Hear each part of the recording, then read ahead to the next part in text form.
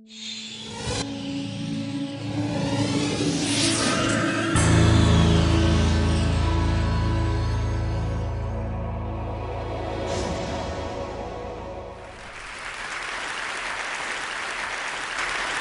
I'm going to talk about work, specifically why people can't seem to get work done at work, which is a problem we all kind of have. But let's sort of start at the beginning. So we have companies and nonprofits and charities and all these groups that have employees or volunteers of some sort. And they expect these people who work for them to do great work. I would hope, at least good work. Let's hopefully, at least it's good work. Hopefully great work. And so what they typically do is they decide that all these people need to come together in one place to do that work. So a company or a charity or an organization of any kind, they typically, unless you're working in Africa, if you're really lucky to do that, but most people have to go to an office every day. And so these companies, they build offices. They go out and they buy a building, or they rent a building, or they lease some space, and they fill this space with stuff. They fill it with tables or desks, chairs, computer equipment, software, internet access, maybe a fridge, maybe a few other things. And they expect their employees or their volunteers to come to that location every day to do great work. It seems like it's perfectly reasonable to ask that. However, if you actually talk to people and even question yourself, and you ask yourself, where do you really want to go when you really need to get something done? You'll find out that people don't say what businesses think they would say. If you ask people the question, where do you really need to go when you need to get something done, you typically get three different kinds of answers. One is kind of a place or a location or a room. Another one is a moving object. And a third is a time. So here's some examples. When I ask people, and I've been asking people this question for about 10 years, I ask them, where do you go when you really need to get something done? I'll hear things like the porch, the deck, the kitchen. I'll hear things like an extra room in the house, the basement, the coffee shop, the library. And then you'll hear things like the train, a plane, a car, so the commute.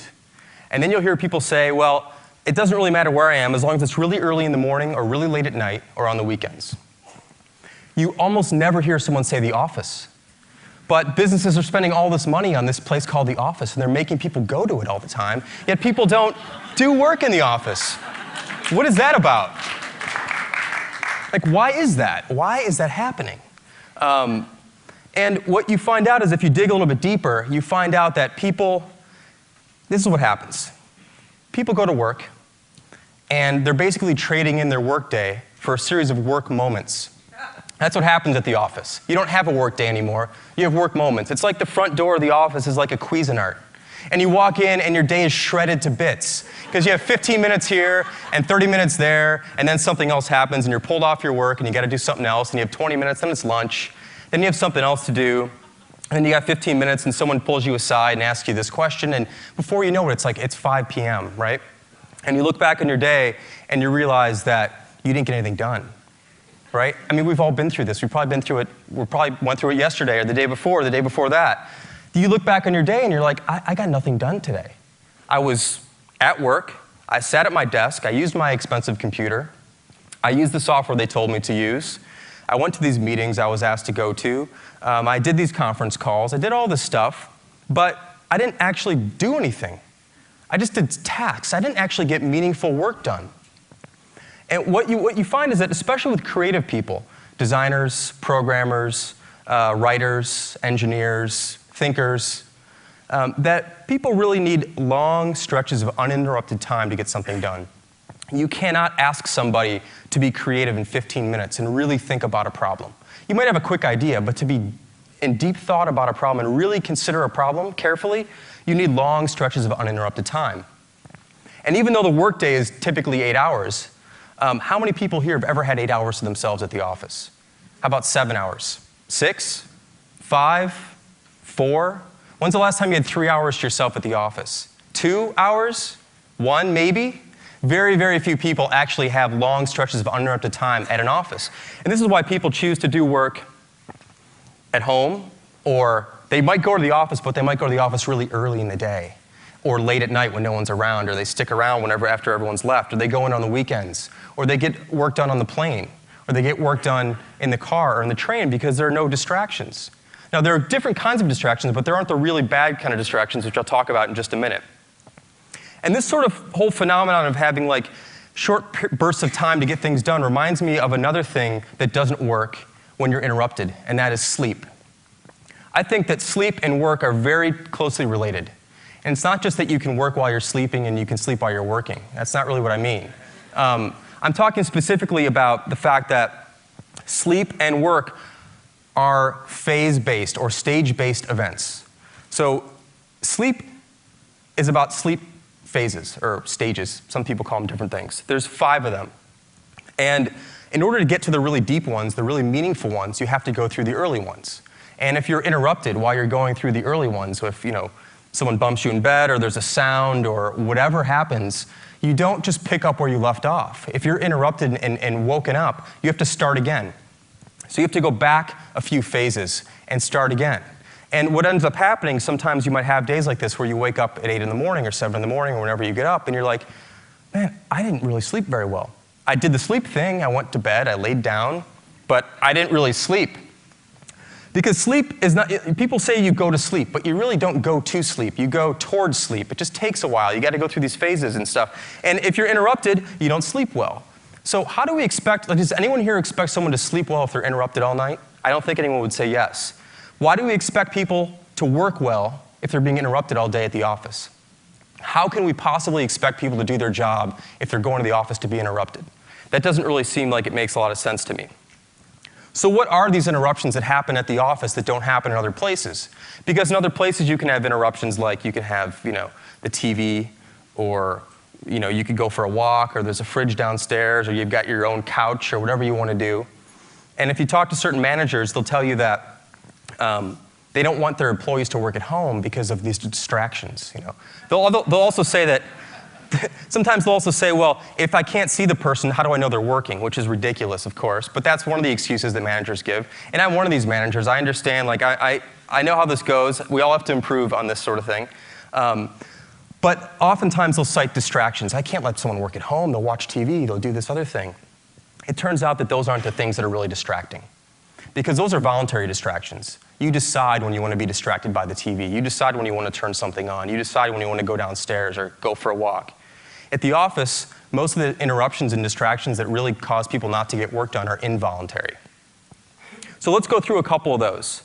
Now, managers and bosses will often have you think that the real distractions at work are things like Facebook and Twitter and YouTube and other websites. And in fact, they'll go so far as to actually ban these sites at work. Some of you may work at places where you can't get to these certain sites. I mean, is this China? What the hell is going on here? You can't go to a website at work, and that's the problem? That's why people aren't getting work done, because they're going to Facebook and they're going to Twitter? That's kind of ridiculous. It's a total decoy. And, today's Facebook and Twitter and YouTube, these things are just modern-day smoke breaks. No one cared about letting people take a smoke break for 15 minutes 10 years ago. So why does everyone care about someone going to Facebook here and there, Twitter here and there, YouTube here and there? Those aren't the real problems in the office. The real problems are what I like to call the M&Ms, the managers and the meetings. Those are the real problems in the modern office today. And this is why things don't get done at work. It's because of the M&Ms.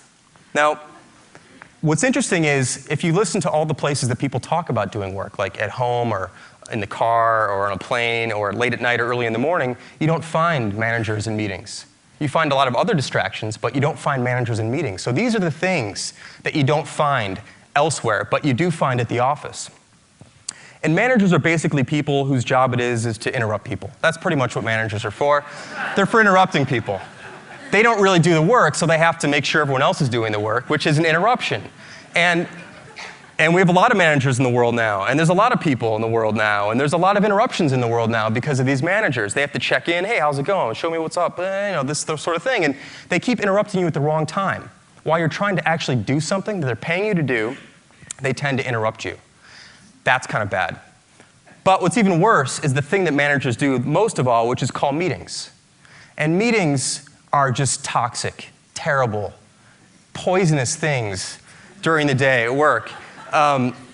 We all know this to be true. And you would never see a spontaneous meeting called by employees. It doesn't work that way. It's like the manager calls the meeting, so the employees can all come together. And it's an incredibly disruptive thing to do to people, is to say, hey, look, we're going to bring 10 people together right now and have a meeting. I don't care what you're doing. Just you got to stop doing what you're doing so you can have this meeting. I mean, what are the chances that all 10 people are ready to stop?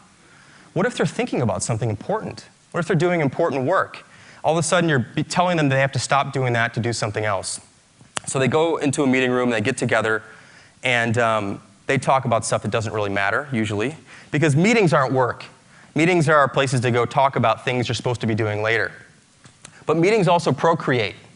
So one meeting tends to lead to another meeting and tends to lead to another meeting. There's often too many people in the meetings, and they're very, very expensive to the organization. Companies often think of a 1-hour meeting as a 1-hour meeting, but that's not true unless there's only one person in that meeting. If there are 10 people in the meeting, it's a 10-hour meeting. It's not a 1-hour meeting. It's 10 hours of productivity taken from the rest of the organization to have this one-hour meeting, which probably should have been handled by 2 or 3 people talking for a few minutes. But instead, there's a long scheduled meeting because meetings are scheduled the way software works, which is in like increments of 15 minutes or 30 minutes or an hour. You don't schedule an 8-hour meeting with Outlook. You can't. I don't even know if you can. You go 15 minutes or 30 minutes or 45 minutes or an hour. And so we tend to fill these times up when things should really go really quickly. So meetings and managers are 2 major problems in businesses today, especially at offices. These things don't exist outside of the office. So I have some suggestions to kind of remedy the situation. What can managers do, enlightened managers, hopefully, what can they do to make the office a better place for people to work? So it's not the last resort, but it's the first resort. It's that people start to say, when I really want to get stuff done, I go to the office. Because the offices are well equipped. Everything should be there for them to do their work, but they don't want to go there right now. So how do we change that? I have 3 suggestions I'll share with you guys. I have about 3 minutes, so that'll fit perfectly. We've all heard of the casual Friday thing. I don't know if people still do that, but how about no talk Thursdays? How about pick just one Thursday once a month and cut that day in half and just say the afternoon. I'll make it really easy for you. So just the afternoon, one Thursday, the first Thursday of the month, just the afternoon, nobody in the office can talk to each other. Just silence. That's it. And what you'll find is that a tremendous amount of work actually gets done when no one talks to each other. This is when people actually get stuff done, is when no one's bothering them and no one's interrupting them. And you can give someone, giving someone 4 hours of uninterrupted time is the best gift you can give anybody at work. It's better than a computer. It's better than a new monitor. It's better than new software. Whatever people typically use, giving them 4 hours of quiet time at the office is going to be incredibly valuable. And if you try that, I think you'll find that you agree. And maybe, hopefully, you can do it more often. So maybe it's every other week or every week, once a week. Afternoons, no one can talk to each other. That's something that you'll find will really, really work. Another thing you can try is switching from active communication and collaboration, which is like face-to-face stuff, tapping people on the shoulder, saying hi to them, having meetings, and replace that with more passive models of communication, using things like email and instant messaging or collaboration products, things like that. Now, some people might say email is really distracting, and IM is really distracting, and these other things are really distracting, but they're distracting at a time of your own choice and your own choosing. You can quit the email app. You can't quit your boss. You can quit IM. You can't hide your manager, right? You can put these things away, and then you can be interrupted on your own schedule, at your own time, when you're available, when you're ready to go again, because work, like sleep, happens in phases. So you're going to be kind of going up and doing some work, and then you're going to come down from that work, and then maybe it's time to check that email, check that IM. And there are very, very few things that are that urgent that need to happen and need to be answered right this second. So if you're a manager, start encouraging people to use more things like IM and email and other things that someone else can put away and they can get back to you on their own schedule. And the last suggestion I have is that if you do have a meeting coming up, if you have the power, just cancel it. Just cancel that next meeting. Today's Friday, so Monday, usually people have meetings on Monday, just don't have it. Now, I don't mean like move it. I mean just erase it from memory, it's gone, and you'll find out that everything will be just fine. Like all these discussions and decisions you thought you had to make at this one time at 9 a.m. on Monday, just forget about them and things will be just fine. People have a more open morning, they can actually think, and you'll find out that maybe all these things you thought you had to do, you don't actually have to do. So those are just 3 quick suggestions I wanted to give you guys to think about this. And I hope that some of these ideas were at least provocative enough for managers and bosses and business owners and organizers and people who are in charge of other people to think about laying off a little bit and giving people some more time to get some work done. And I think it'll all pay off in the end. So thanks for listening.